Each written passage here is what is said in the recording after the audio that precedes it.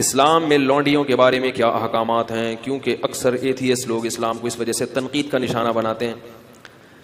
اسلام میں لونڈی کا تصور یہ ہے کہ پہلے زمانے میں جب جنگ ہوتی تھی تو جب دشمن کے مرد قتل ہو جاتے تھے تو اسلام نے عورت کو قتل کرنے سے منع کیا. جو عورتیں گرفتار ہو کے آئی ہیں اب آپ کے پاس یا تو ایک آپشن ہے کہ ان سب کو کیا کر دیں, قتل کر دیں, یا ایک آپشن آپ کے پاس یہ ہے کہ ان کی شادیاں کرا کے باعزت طور پر ان کو کیا بنا دیں, مسلمانوں کی بولو بھائی بیویاں بنا دیں, یا ایک آپشن یہ کہ ان سب کو کیا کر دیں, ایسے ہی چھوڑ دیں, جاؤ بھائی آزاد ہو تم. نہیں آ رہی بات میرا خیال ہے. اگر ان کو قتل کریں تو یہ عورت پر کیا ہے, زیادتی ہے, ظلم ہے. اسلام نے جنگ میں عورت کو قتل کرنے سے منع کیا. اگر ان کو بیویاں بنائیں تو یہ فطری طور پر کوئی بھی اس کو کے لیے تیار بولو بھائی نہیں ہوگا. کیوں نہیں ہوگا؟ دشمن کی شکست خوردہ عورت کو کبھی بھی کوئی شخص بیوی بنانے کے لیے, بیوی پیرالل ہوتی ہے, آپ کے ہم پلہ ہوتی ہے. اسلام کوئی ایسا حکم نہیں دیتا جو نیچر کے خلاف ہو. آپ نے دشمن کو سے لڑائی کی, وہ آپ کے خون کے پیاسے تھے, ان کی عورتیں بھی مرد بھی, عورتیں بھی تو ان کے ساتھ لڑتی ہیں نا, یا اپنے شوہروں کو, اپنے جو مردوں کو اپریشیٹ کر رہی تھی. آپ نے زور اور طاقت سے اس دشمن کی پر قبضہ کیا. اب ان کی عورتوں کو اتنی عزت دے کہ اپنی بیوی بنا لیں, یہ عملی طور پر ممکن نہیں ہے. سمجھ میں نہیں آ رہی بات میرا خیال. اور تیسرے آپشن کیا ہے کہ ان کو ایسے ہی آزاد چھوڑ دیا جائے. آزاد چھوڑیں گے تو ان کی کفالت کون کرے گا؟ وہ زنا کو پیشہ بنائیں گی. سمجھ میں نہیں آ رہی. دشمن کی مزید اولاد پیدا کریں گی. تو اسلام نے درمیان کا راستہ دیا کہ نہ تو ان کو اتنا پروٹوکول دو کہ بیوی بناؤ, بنانا چاہو تو اجازت دے دی, لازم قرار. صحابہ میں بہت سے ایسے جنہوں نے ان لونڈیوں کو آزاد کر کے بیوی بنایا. خود نبی صلی اللہ علیہ وسلم کی زوجہ حضرت صفیہ, وہ غلام تھی, باندی تھی, ان کو آزاد کروا کے آپ نے ان سے باقاعدہ نکاح کیا ہے. نہیں یاری بات میں اجازت دے دی کہ بیوی بھی بنا سکتے ہو, لیکن واجب قرار نہیں دیا کیونکہ مینٹلی اس کے لیے کوئی بھی فاتح قوم تیار نہیں ہوتی. تو درمیان کا راستہ دے دیا کہ ان کو باندی بنا دیا جائے. کیا مطلب؟ یہ تمہاری خدمت گزار ہوں گی.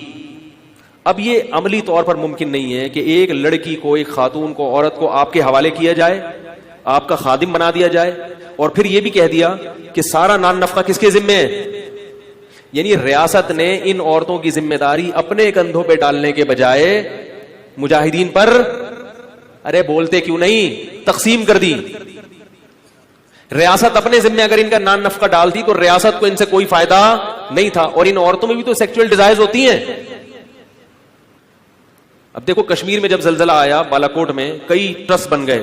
میں اس وقت چیخ رہا تھا, حالانکہ میں بہت چھوٹا تھا اس وقت عمر میں چیخ رہا تھا کہ اس وقت مہم چلاؤ, یہ عورتیں جن کے مرد قتل ہو گئے, یہ بیچارے شہید ہو گئے ہیں زلزلے میں, ان کی شادی کا کوئی انتظام. سب سے بہتر عورت کی کفالت کا طریقہ کیا ہوتا ہے؟ کسی مرد کے حوالے کر دی جائے اور اس مرد پر اس کی ذمہ داری ڈال دی جائے اور اس مرد کے بھی مفاد اس سے وابستہ کر دیا جائے. لیکن ہمارے یہاں ان چیزوں پہ کوئی بات بھی کرے تو کیا ہوتا ہے, اس کو بیوقوف سمجھتے ہیں لوگ. عیدی سینٹر حل تھوڑی ہے ان مسائل کا.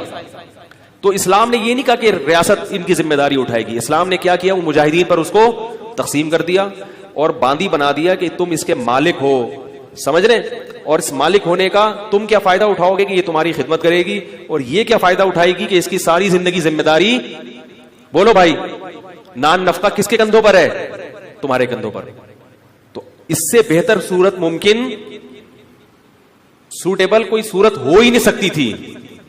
پھر اسلام نے اتنے حقوق دے دیے کہ مجاہدین کی باندی تو بنا دیا, تو اب یہ نہیں ممکن تھا کہ اس سے سیکچوئل ریلیشن کو ناجائز قرار دے دیا جاتا, کیونکہ عملی طور پر ایسا ممکن کہ اس کو کہیں اور شادی سے بھی منع کر رہے ہیں آپ, اور آپ کے گھر میں بھی ہے وہ, اور آپ اس سے, اور اس میں بھی تو یہ اللہ نے خواہش رکھی ہے نا, اس کا بھی فائدہ ہے کہ مولا کو اس سے ریلیشن قائم کرنے کی اجازت دی جائے. اور پھر اس کے وہی احکام دے دیے جو نکاح کے ہوتے ہیں کہ کوئی اور مرد اس کو ہاتھ بولو بھائی. غیر مسلموں کے ہاں جو عورتیں جنگی قیدی ہوتی ہیں پبلک پراپرٹی بن جاتی ہیں. وہ اس کو تو دیکھ رہے ہیں کہ اسلام نے باندی بنایا, اس کو نہیں دیکھتے کہ ہم باندی نہیں بناتے مگر پبلک کی کیا بناتے ہیں, پراپرٹی بنا دیتے ہیں. اور اگر اس کو نہیں بناتے تو اس کی سیکچوئل ڈیزائر کا کیا حال ہے اگر آپ کے پاس؟ کیسے سمجھائیں بھائی اگر نہیں بناتے پبلک پراپرٹی تو اس کی جو ڈیزائرز ہیں وہ کیسے پوری ہوں گی؟ تو اسلام نے بہترین حل دیا تھا کہ ان کو بیوی نہ بناؤ بلکہ کیا بنا دو, باندی بنا دو, اور ساری ذمہ داری کس پہ ڈال دو؟ اس کے مولا کے کندھوں پہ ڈال دو. اس سے پھر اس کو کچھ پروٹوکول بھی دیے اسلام نے. وہ پروٹوکول کیا دیے؟ نمبر 1 قرآن نے کہا کہ قسم کھا کے اگر توڑ دے تو غلام یا باندی آزاد کرنی پڑے گی. اگر قسم کھا کے آپ نے توڑ دی, آپ کی ملکیت میں اگر باندی یا غلام ہے تو وہ آزاد کیے بغیر کفارہ ادا. یہ جو ہم کہتے ہیں نا 3 روزے 10 غریبوں کو, یہ اس لیے کہ باندیاں نہیں ہیں, غلام نہیں ہے. اگر غلام یا باندی ہو تو وہ آزاد کرنا پڑے گا. تو ان کی آزادی کا بھی اسلام نے کیا کر دیا, ارے بولو نا یار, بندوبست کیا کہ کسی بہانے سے ان کو کیا کیا جائے, آزاد کی. جب آزاد ہوگی تو وہ بھی احسان مانے گی کہ اس نے آزاد کر دیا, لہذا وہ مسلمانوں کی دشمن نہیں بنے گی, وہ احسان مانے گی. اور دوسرا پروٹوکول یہ دیا, اور کئی کفارے اس میں. زہار میں کفارہ کیا ہے کہ باندی کو آزاد کیا جائے. کسی کا غلطی سے قتل ہو گیا, اس کا کفارہ کیا ہے, باندی کو آزاد کیا جائے. اور پھر ویسے بھی کہہ دیا کہ اگر کسی نے ایک دفعہ بھی زبان سے کہہ دیا کہ باندی آزاد ہے تو یہ ریورس نہیں ہو سکتا. مذاق میں کہہ دیا, نبی نے فرمایا مذاق میں کسی نے کہہ دیا, غصے میں کہہ دیا, جان کر کہہ دیا, لا طلاق ولا عتاق فی اغلاق, فرمایا طلاق بھی ہو جائے گی اور غلام بھی آزاد ہو جائے گا. طلاق میں تو رکھا 3 طلاقیں ہیں, اور غلام آزاد کرنے میں 1 دفعہ. طلاق میں 1 طلاق کے بعد رجوع کا حق ہے, 2 کے بعد بھی ہے. غلام اور باندی میں رجوع کا حق نہیں. آئی بات. تبھی غیر مسلموں میں جنہوں نے اسلام کا وسیع مطالعہ کیا ہے وہ کہتے ہیں اسلام نے غلامی کو ختم کیا ہے, اسلام نے غلامی کو پروموٹ. اس زمانے میں سب غلام بنایا کرتے تھے, اسلام واحد مذہب ہے جس نے غلامی سے آہستہ آہستہ انسانیت کو آزاد کیا ہے. ایسے قوانین بنا دیے. اور پھر ایک پروٹوکول باندی کو یہ دیا کہ اگر مولا کی اس سے اولاد ہو گئی تو اب اس باندی کو فروخت نہیں کیا جا سکتا. مولا کے مرنے کے بعد یہ باندی, بولو بھائی, آزاد ہو جائے گی. نہیں یاری بات میرا, اگر اس سے اولاد ہو گئی آپ کے تو اب یہ باندی بالآخر آزاد ہو جائے گی. یہ پروٹوکول دے دیا اس کو. اور ایک عقد مکاتبت کی ترغیب دے دی قرآن نے کہ غلام یا باندی سے یہ عقد کیا جائے گا کہ اگر تم نے اتنے پیسے کما کے مجھے دے دیے تو تم کیا ہو, آزاد ہو. اور پھر حکم دیا مسلمانوں کو کہ جو غلام اپنے مولا کے ساتھ یہ ایگریمنٹ کر لے اس کے ساتھ کیا کرو, تعاون کرو. اس کو زکات کا پیسہ بھی دیا جائے گا, اس کے ساتھ تعاون کیا جائے گا تاکہ یہ مولا کو اتنے پیسے دے کے اپنی کیا کرے. نہیں یاری بات میرا خیال ہے, جان چھڑائے. صحیح ہے. یہ پروٹوکول غیر مسلموں کے ہاں نہیں ہے. تو بس سرسری دیکھتے ہیں اسلام میں باندیاں بھی ہیں, لونڈیاں بھی ہیں, غلام وہ بھی ہیں. تو ہیں جن تفصیلات کے ساتھ ہیں وہ تفصیلات, اس سے اس زمانے کے شکست خوردہ قوموں کو عزت ملی ہے.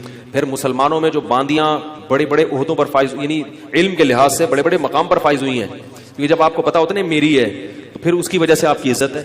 آپ کو پتا ہے یہ غلام میرا ہے, جتنا پڑھا لکھا ہوگا عزت کس کی ہوگی, میری. اس لیے مسلمانوں نے اپنے غلاموں کو پڑھایا لکھایا, تعلیم دلائی تاکہ ہماری عزت ہو معاشرے میں. بڑے بڑے محدثین غلام گزرے ہیں, سمجھ رہے ہو. نافع عبداللہ بن عمر کے غلام تھے. بخاری اور مسلم کے بہت بڑے راویوں میں سے, اسلاف میں ان کا تذکرہ ملتا ہے. بخارا اور سمرقند سے قید ہو کر آئے تھے. بخارا جب روس میں لڑائی ہوئی تھی نا, صحابہ کرام کی فوجیں گئی تھی, یہاں سے گرفتار کر کے ان کو لایا گیا. عبداللہ بن عمر کے غلام بنے اور بخاری اور مسلم کے راویوں میں سے بہت بڑے محدث, بہت بڑے حدیث کے امام. کہاں سے لائے اور کیا بن گیا. یہ ہو گیا لونڈیوں والا. آج کل لونڈیاں نہیں ہیں کہیں بھی. کہیں آپ کسی ماسی واسی کو لونڈی سمجھنا شروع کر دیں. لونڈیوں کا سسٹم کیا ہو گیا. اچھا یہ بھی یاد رکھو, لونڈی سے سیکچول ریلیشن جب قائم کرنا جائز تھا کہ جب وہ اسلام قبول کر لے, یا وہ عیسائی یا یہودی ہو. اگر وہ عیسائی نہیں ہے, یہودی نہیں ہے, یا مسلمان نہیں ہوئی تو پھر اسے سیکچول ریلیشن کی اجازت, کیونکہ جیسے اہل کتاب سے ہی نکاح حلال ہے تو ایسے ہی باندیوں میں بھی ریلیشن صرف اہل کتاب یا مسلمان باندی سے تھا. جو مجوسی اور آگ کی پوجا کرنے والے, ان سے ریلیشن کی اجازت بولو بھائی نہیں تھی.